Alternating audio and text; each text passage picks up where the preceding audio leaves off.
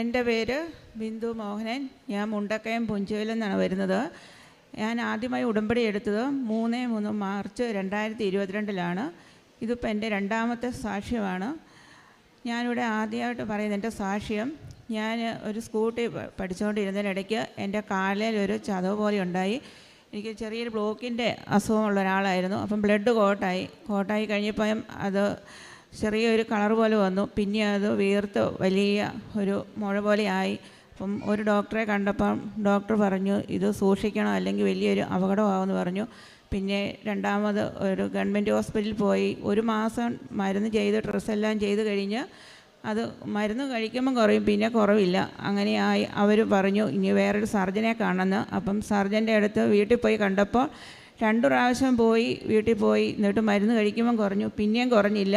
പിന്നെ സർജൻ പറഞ്ഞു മെഡിക്കൽ കോളേജിന് വിടും, അവിടെ പോകണമെന്ന് പറഞ്ഞു. പിന്നെ എനിക്കങ്ങ് പേടിയായപ്പം പറഞ്ഞു പേടിക്കണ്ട, ക്യാൻസറൊന്നുമല്ല, നമുക്ക് സർജറി ചെയ്യാം, അഡ്മിറ്റാകാൻ വരണമെന്ന് പറഞ്ഞു. ഞാൻ അഡ്മിറ്റാകാൻ പോയി കഴിഞ്ഞപ്പോഴേ എനിക്കത് പേടിയായിരുന്നു. പിന്നെ ഡോക്ടർ പറഞ്ഞു നമുക്ക് ഡേറ്റ് നീട്ടിയെടുക്കാമെന്ന് പറഞ്ഞു. ഞാൻ നീട്ടിയെടുക്കാമെന്ന് പറഞ്ഞ് മരുന്നുമായിട്ട് പോന്നു. പിന്നെ ഞാൻ ഹോസ്പിറ്റലിൽ പോയില്ല. ഞാൻ അമ്മയുടെ തൈലം തൂത്തു, തേൻ തൂത്തു, ഉപ്പ് കഴിച്ചു, മാതാവിനോട് പ്രാർത്ഥിച്ചു, ഈശോയോടും പ്രാർത്ഥിച്ചു.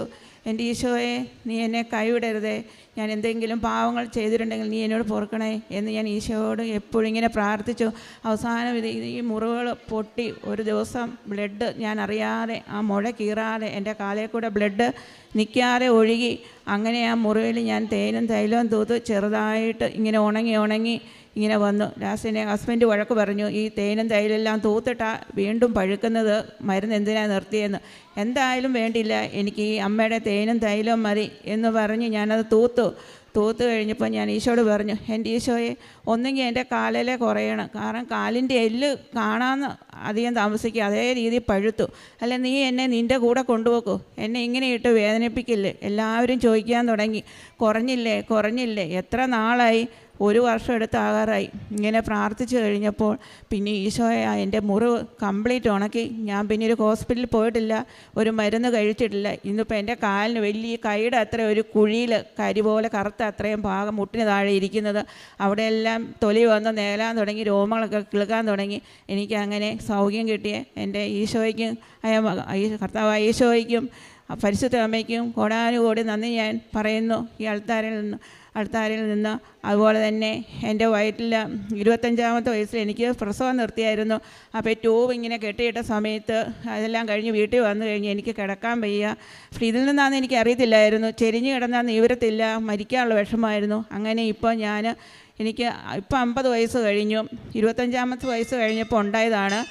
49ാമത്തെ വയസ്സിലൊരു സർജറി ഉണ്ടായിരുന്നു. ആ സർജറിയിലൂടെ ഓപ്പൺ ചെയ്തപ്പോഴാണ് അറിഞ്ഞത് എൻ്റെ ട്യൂബെല്ലാം ചുറ്റിപ്പണിഞ്ഞ് മൂത്രസഞ്ചിയിൽ യൂട്രസിൽ കുടലുകളിലെല്ലാം കിടക്കുകയാണ്. ഓപ്പറേഷൻ ചെയ്യാൻ ഡോക്ടർക്ക് പറ്റത്തില്ല. അബുദാബി വെച്ചായിരുന്നു സർജറി. അന്നേരം ഡോക്ടർ പറഞ്ഞു ഞങ്ങൾ ഒരു തരത്തിൽ യൂട്രസ് റിമൂവ് ചെയ്തു, നീ നാട്ടിൽ ചെന്ന് കഴിയുമ്പോൾ എന്തെങ്കിലും പ്രശ്നം ഉണ്ടായെങ്കിൽ ഡോക്ടറെ കണ്ട് ഈ വിവരമെല്ലാം പറയണം, ഈ ചീട്ടെല്ലാം കാണിക്കണമെന്ന് പറഞ്ഞു. ഞാനൊരു ടിക്കറ്റ് എടുത്ത് ഒരു സീറ്റിൽ കിടന്നാണ് പോകുന്നത് നാട്ടിൽ. ഇവിടെ വന്നിട്ട് ഇപ്പോൾ 3 വർഷം കഴിഞ്ഞു. ഞാൻ ചെക്കപ്പും ചെയ്തിട്ടില്ല, ഒരു ഡോക്ടറെ കണ്ടിട്ടില്ല, ഒരു മരുന്ന് കഴിച്ചിട്ടില്ല.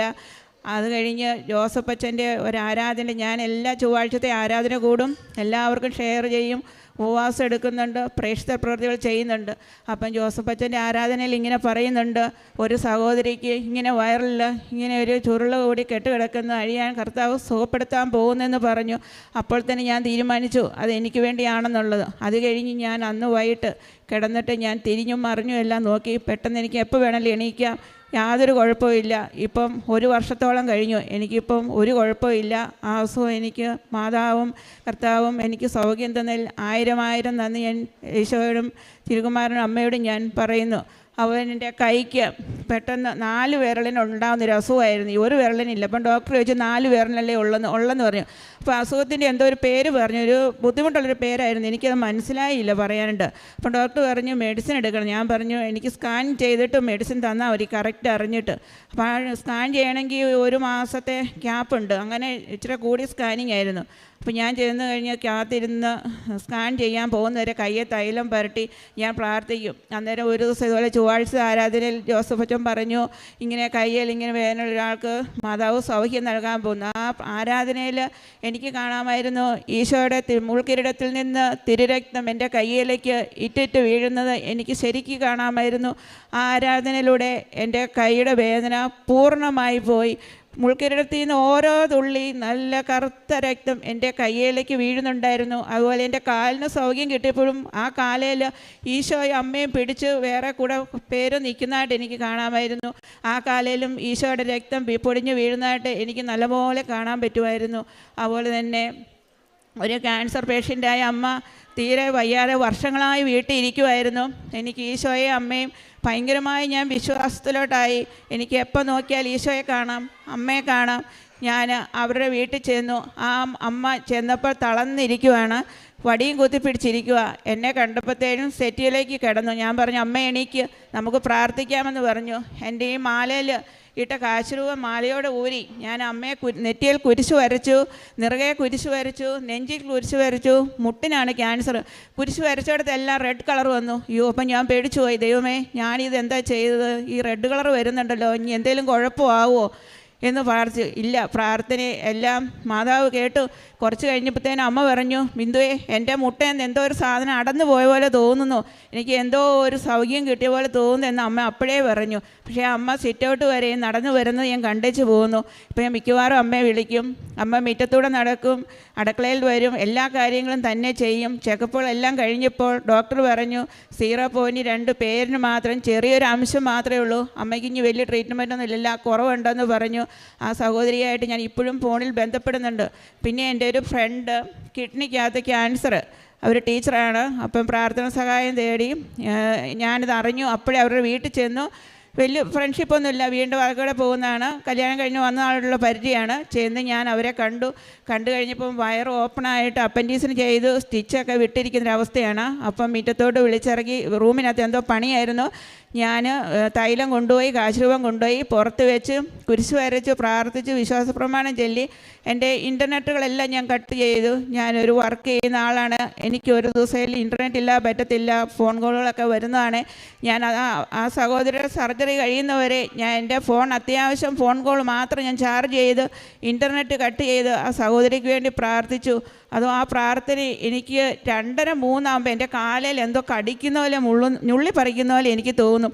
ആ സമയത്ത് ഞാൻ എണീറ്റ് ബാത്റൂമിൽ ഫ്രഷായി പ്രാർത്ഥിച്ച സമയത്ത് അമ്മ മാതാവ് ആ 2 കിഡ്നിയുടെ നടുക്ക് തിരി കത്തിച്ച് നിൽക്കുന്നതായിട്ട് എനിക്ക് കാണാൻ പറ്റി. അന്ന് ആദ്യമായിട്ടാണ് കിഡ്നി എങ്ങനെ ഇരിക്കുന്നതെന്നുള്ളത് ഞാൻ അറിഞ്ഞത്. അതുവരെ എനിക്കറിയില്ലായിരുന്നു. മാതാവിനെ എനിക്ക് കാണാൻ പറ്റി. സർജറി കഴിഞ്ഞ് അവർ വീട്ടിൽ വന്നതിന് ശേഷം, വിവരമെല്ലാം അറിഞ്ഞതിന് ശേഷം ഞാൻ എൻ്റെ ഇൻ്റർനെറ്റ് ഓണാക്കി നെറ്റ് ഓപ്പണാക്കി ഞാൻ ഉപയോഗിക്കാൻ തുടങ്ങി. അതുവരെ ഞാൻ ഉപയോഗിച്ചിട്ടില്ല. അതുപോലെ തന്നെ ആ സഹോദരി ഇപ്പം അസുഖമെല്ലാം കുറഞ്ഞു, അവർക്ക് ഒരു ട്രീറ്റ്മെൻറ്റും ഇല്ല. അന്നേ ഡോക്ടർ ഇങ്ങനെ പറഞ്ഞു ട്രീറ്റ്മെൻറ്റൊന്നും വേണ്ട, സർജറി കഴിഞ്ഞാൽ മറ്റു മരുന്നുകളൊന്നും പ്രത്യേകിച്ച് ഇല്ല എന്ന് പറഞ്ഞു. എൻ്റെ പ്രാർത്ഥന അങ്ങനെയായിരുന്നു. പക്ഷേ ഞാൻ വിവരം അറിയുന്നില്ലായിരുന്നു. ദൈവമേ, സഹോദരിക്ക് റേഡിയേഷനൊന്നും വരല്ലേ, ഹീമോ വരരുതേ, അവർ ഈ സർജറിയെല്ലാം കഴിഞ്ഞ് ഒരു കുഴപ്പവും ഇല്ലാതെ ജോലിക്ക് പോകണേന്ന് പ്രാർത്ഥിക്കുമായിരുന്നു. പക്ഷേ എനിക്ക് കേൾക്കാൻ പറ്റിയതും അതുപോലെ തന്നെയായിരുന്നു. ആ സഹോദരി ഇപ്പോൾ എൻ്റെ വീടിൻ്റെ വാതിൽക്കൽ കൂടെ എന്നും സ്കൂളിൽ ജോലിക്ക് പോകുന്നുണ്ട്. അങ്ങനെ രോഗശാന്തി തന്ന മാതാവിനും കർത്താവായ ഈശോയ്ക്ക് ഞാൻ കോടാനുകോടി നന്ദി പറയുന്നു. അതുപോലെ തന്നെ എൻ്റെ വീടിനടുത്ത് ഒരു ചേച്ചിയുടെ മോള് പ്രഗ്നൻസി ആയിരുന്നു. പ്രഗ്നൻസി ആയി കഴിഞ്ഞു, വയറിൽ വെള്ളം കെട്ടി ഭയങ്കരമായിട്ട് വയറ് തൂങ്ങി.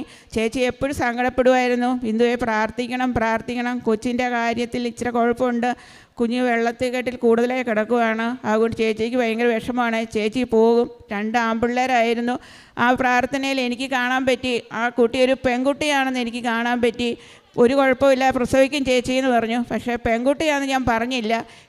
ഞാൻ മാനസികാരോഗ്യ കേന്ദ്രത്തിൽ പോകുന്നുണ്ട്. അവിടെ 18 സഹോദരിമാരും 3 മാലാഖമാരായ മണവാട്ടിമാരായ സിസ്റ്റർമാരും വേറെ കുറേ ജോലിക്കുള്ള ആൾക്കാരും എല്ലാം ഉണ്ട്. 10-25 പേരൊക്കെയുള്ളുണ്ട്. അതിലൊരു മണവാട്ടിയെ വിളിച്ചേച്ച് ഞാൻ പറഞ്ഞു, സിസ്റ്ററെ, ഇങ്ങനെ ഒരു പ്രാർത്ഥന സഹായം കിട്ടിയിട്ടുണ്ട്, ഞാൻ പ്രാർത്ഥനയിൽ കണ്ടു, ആ കൊച്ചിന് യാതൊരു കുഴപ്പമില്ല, പ്രസവിക്കും.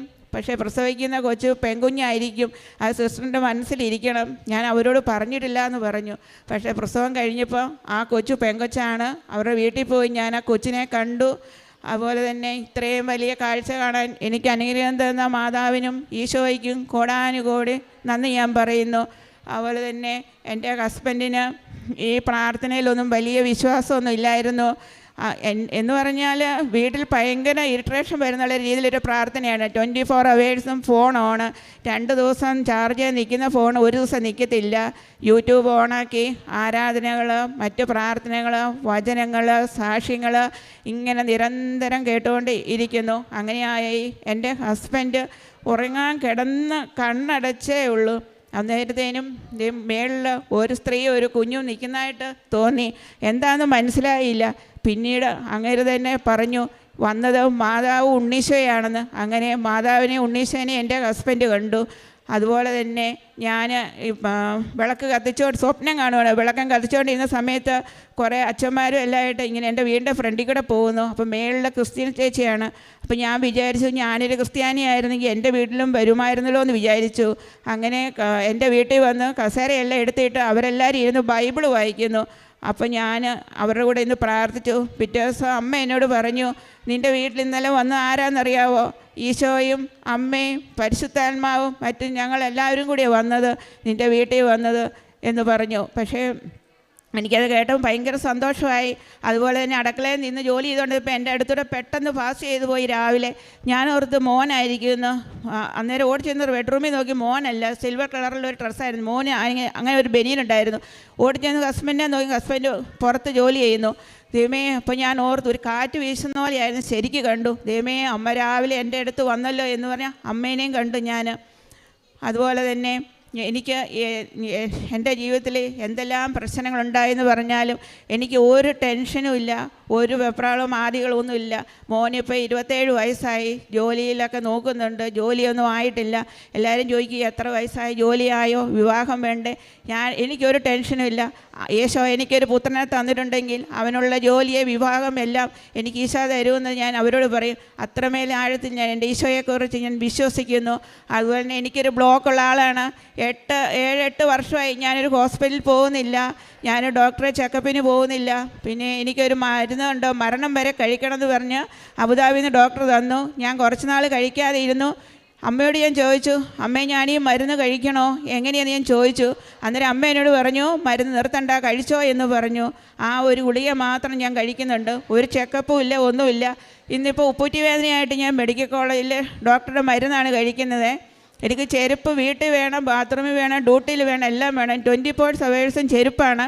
പക്ഷേ ഇഞ്ചക്ഷൻ എടുത്ത് ഉപ്പൂറ്റിക്ക് അടുത്ത ദിവസം പോകാനിരിക്കുമായിരുന്നു. അപ്പോൾ എൻ്റെ കഷത്തിലൊരു മുഴയുണ്ടായിരുന്നു. അപ്പം ഡോക്ടറോട് ഞാൻ പറഞ്ഞു, അതുവരെ പറഞ്ഞില്ല, 10-15 വർഷം പഴക്കമുള്ള മുഴയാണ്. അബുദാബി വെച്ച് പറഞ്ഞു അത് കൊഴുപ്പായിരിക്കും എന്ന് പറഞ്ഞു.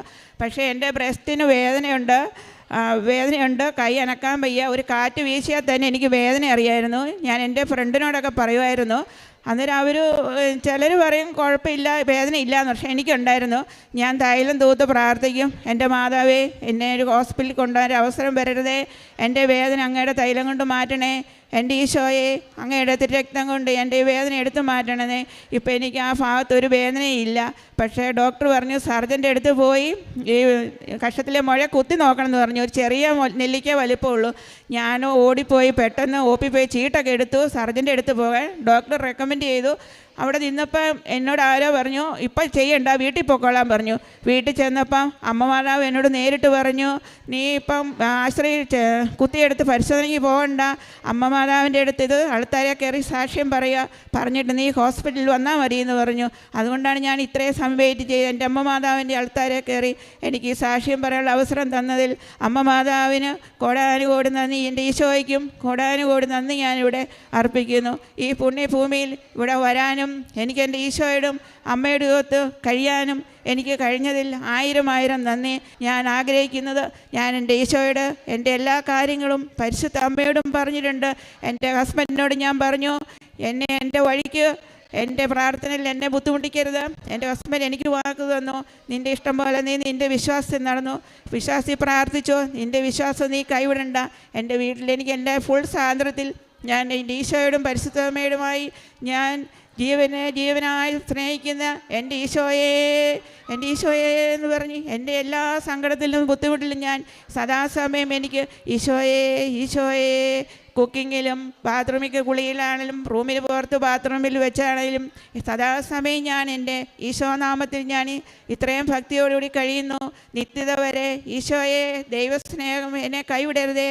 അങ്ങയോടൊത്ത് ദൈവത്തെ സ്നേഹിച്ച് പരിശുദ്ധ അമ്മേ, സുഗന്ധവാനിയായ അമ്മേ, എന്നെ കൈവിടല്ലേ എന്ന് ഞാൻ എപ്പോഴും പ്രാർത്ഥിക്കുന്നു. അതുപോലെ എൻ്റെ മോനോടും പറയും, മോനെ, അമ്മയും പരിശുദ്ധമ്മയും കർത്താവായ ഈശോയെ നീ വിശ്വസിച്ച് പ്രാർത്ഥിക്കണം, അമ്മയുടെ കൂടെ നിൽക്കണം എന്ന് ഞാൻ പറയും. പിന്നെ ഞാൻ എപ്പോഴും പറയുന്ന പ്രാർത്ഥനയാണ്, എൻ്റെ അമ്മയെ, ഇത്രയും വിശ്വാസത്തിൽ കഴിയുന്ന എനിക്ക് എൻ്റെ മോന് വരുന്നൊരു മോളെ, എൻ്റെ വിശ്വാസം ജീവിക്കാൻ പറ്റിയൊരു മോളെ എനിക്ക് തരണേ.